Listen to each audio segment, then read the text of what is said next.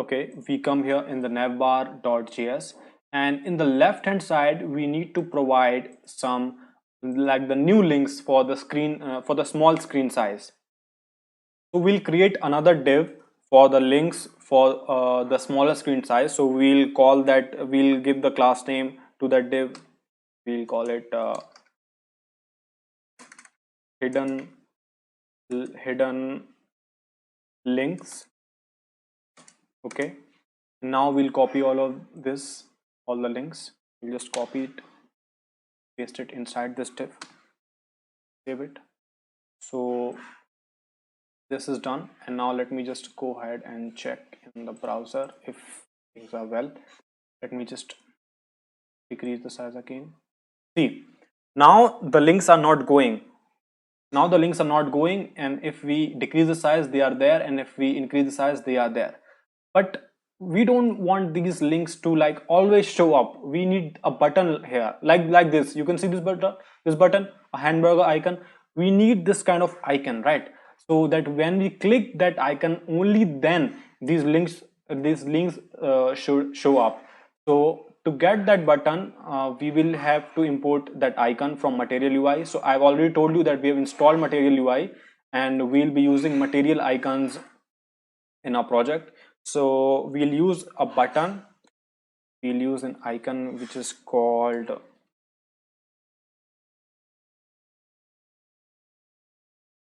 okay, the site is taking a little time to load.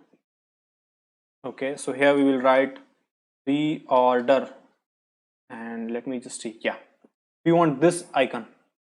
So let's just copy this import code here, and we copied it, and let's just go back to the VS Code editor, and we'll import that icon here. Okay, we imported that icon.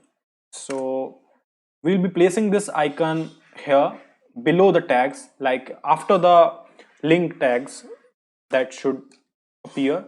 So to render this icon, we'll just write the name of this from here. We'll copy it and we'll just paste it, and of course we'll provide a self-closing tag and save. And this icon will be inside of the button, right? It's a button. So we'll provide a button,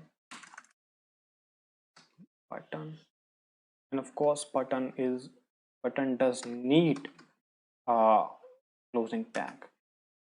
So let me just wrap this button around this icon, and let me just save it. Then when we go to the browser and then we check our website, so there is some error. Okay, there is some error in the node modules, that it's not installed. So let me just take a look at it. Okay, so when we try to Google this error, we open our Stack Overflow. So in developing websites or in programming, Googling is the most important skill. You need to have this skill. You need to know what to Google. Any error if you get, you just need to Google it. So I googled the error, and it on Stack Overflow there's a solution that I need to install this package. So I'll just copy this command and just go back to my VS Code. Just open my terminal again. Let me just close this server. Let me just install what it's saying. So let's see if this works out. It's not compulsory that this will work out. Like, you need to do hit and trial, and you need to like keep doing things, and something or the other works out. So this will be installed, and let's see if this solution works or not. So once this is installed, we'll run the server again, and then we'll check it again if the solution worked out or not. Okay, so that is installed. Let me now run again. That is npm start. Let me just first clear this mess. Okay, now we'll run npm start. Then the server will be started again. And have we done anything wrong in the importing? I guess no. We've imported it correctly, and I hope this works.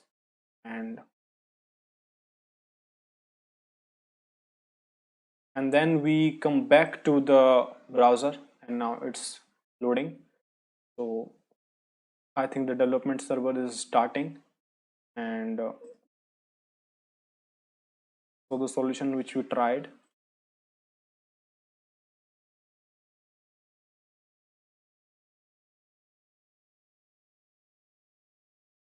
So we are getting an error again. So if I Google this error, so on Stack Overflow, there's a solution that you need to install this, and the Material UI has updated its website like few days back. So that is why we are getting all these errors, and we are not the only one who are getting these errors. These are like many people have been getting these errors.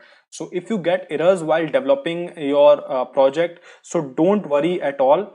uh, Errors are the building blocks of your coding career, so don't worry about it. Let me just try whatever is shown in the solution on Stack Overflow, and you need to just keep on trying like this, and the errors get resolved at a point. And if it doesn't, you need to check one more time, like what is wrong with your code or something like that. So once this is done, let me just run the server again, and let us see if this works this time. So this is just to create a button, and okay, the server is up and running. Let us just go back to the browser and check if it's working now. Okay, so it works now, and it's running, and we can't see the button because it's also in black color and it got mixed with the color of the navbar. If we just minimize and see, so you can see it in the between, but its color is black, so that's why it's not showing up. We will change the color of it, don't worry. And now we go back to the browser and to the VS Code, and then we'll take a look at the CSS where it's showing the color of the button is black. So we'll go to navbar.css and coloring on of the button. So color should be okay. So what I noticed here is that in the CSS I've added the navbar media query to the button, that the button will not show if the screen size is more than 600 pixels. It will only show if it's less than 600 pixels. So it's also not needed in the desktop view, it's only needed in the mobile view. So let me just show you how it looks now. So this is how it will look, and if I increase the size it will disappear, and if I decrease the size it will come. So we need to add functionality to it, so that when we click, this link should show up and they will disappear if we click it again. So let me just go back to VS Code, and okay, so now let's add state to our project, states in the navbar components. Now states will be responsible for the showing and hiding of the button. So to use states, you need to import it from React, that is import use state from React, or you can just write above also. If you don't need to write another line, you can just give a comma here, just curly braces, use state right here. Now let me show you what is use state and what it can do. So let me just write first, show links,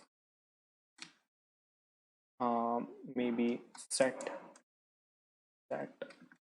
show links, then we give an equal to sign and then provide it a value, maybe false. Now let me explain this weird thing to you if you don't know this. So this is the syntax of defining a state. Now these two things here are very important. So the first thing, we'll define the state as a constant, and this is an array, and this will contain two things, which is the first thing is the variable which will store the value of the state, and the second one is the function which will execute whenever we want to like change or give another value to the variable. So we need to call this function and pass that value to this function, and this is the initial value of this show links variable. So initially it is false. Now we need to change this when we click the button, right? When we click the button, the links should show up or disappear, like either of that. So in the left hand side of the div, we need to provide an ID, right?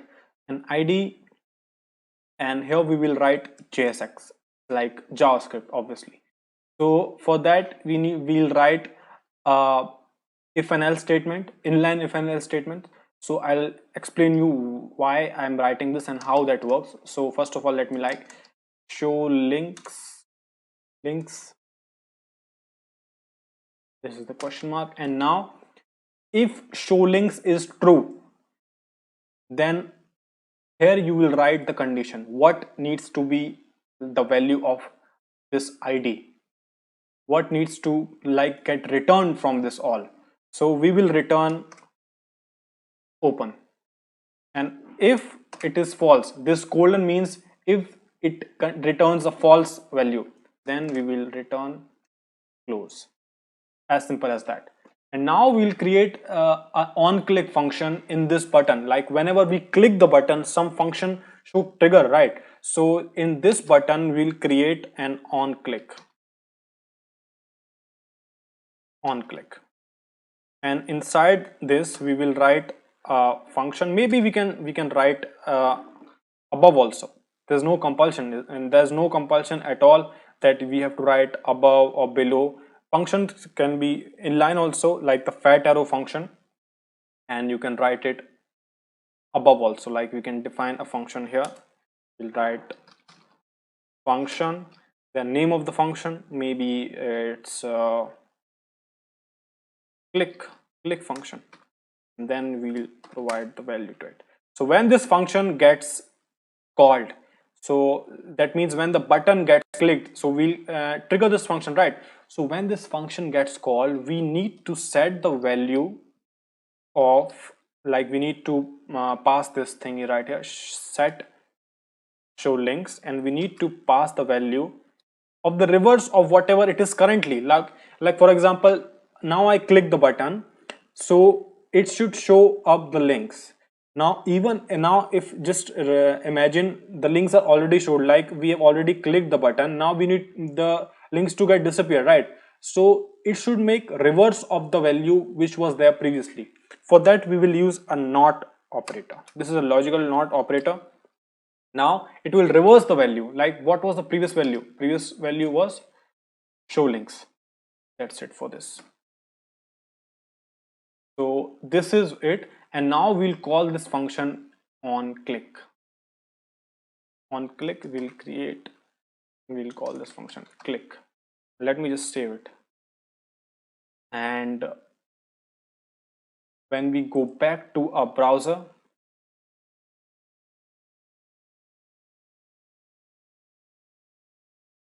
let me just refresh. False is not iteratable. So what is the error here? Okay, I made a mistake. I admit it. Let me just go here, and here we need to provide parenthesis. Okay, let me just save it again. Again we are having the same issue. Okay, I forgot something. I forgot to write use state here. Use state, and then we'll provide this value.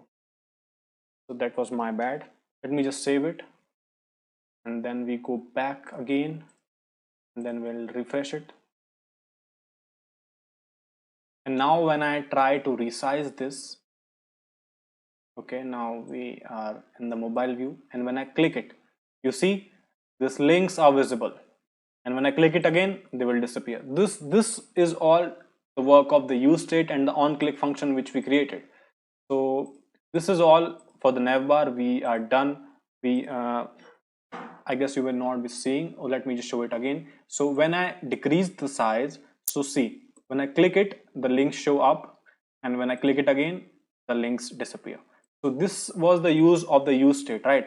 This was the all use of the use state we created, and the on click function which we have attached with the button. So this was it for the nav bar.